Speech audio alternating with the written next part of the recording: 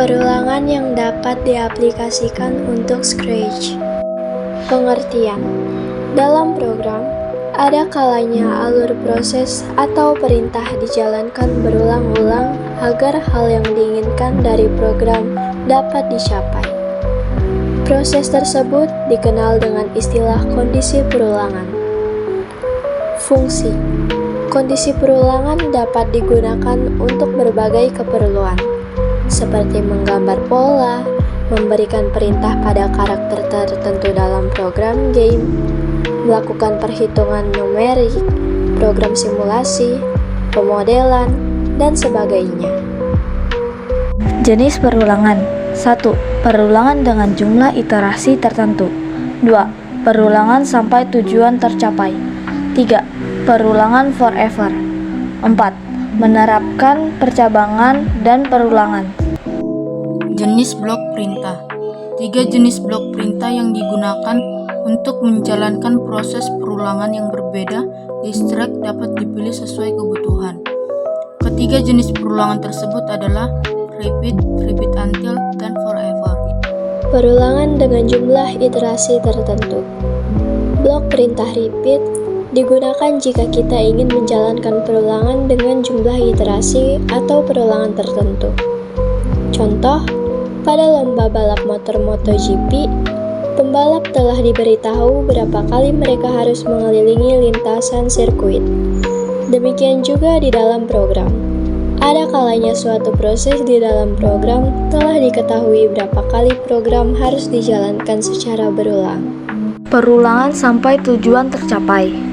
Pada aplikasi Scratch, perulangan sampai tujuan tercapai dilakukan dengan menggunakan blok perintah repeat until. Ketika menggunakan blok perintah ini, kita harus menentukan tujuan yang ingin dicapai dengan cara mengatur blok perintah yang berupa operator. Contoh, ketika berolahraga, kita akan terus berlari mengitari lintasan jogging sampai waktu atau jarak dipenuhi. Perulangan forever. Pada beberapa game, karakter musuh seringkali secara terus-menerus diperintahkan agar bergerak acak atau menyerang tanpa berhenti. Semua proses ini dilakukan dengan menggunakan blok perintah perulangan forever. Menerapkan percabangan dan perulangan. Percabangan digunakan untuk membuat keputusan berdasarkan kondisi, sedangkan perulangan digunakan untuk mengulang eksekusi kode. Keduanya membantu mengontrol alur program agar lebih dinamis dan efisien. Jenis simbol. Flow. Simbol yang digunakan untuk menggabungkan antara simbol yang satu dengan simbol yang lain. Simbol ini disebut juga dengan connecting line. On-page reference. Simbol untuk keluar masuk atau penyambungan proses dalam lembar kerja yang sama. Off-page reference. Simbol untuk keluar masuk atau penyambungan proses dalam lembar kerja yang berbeda.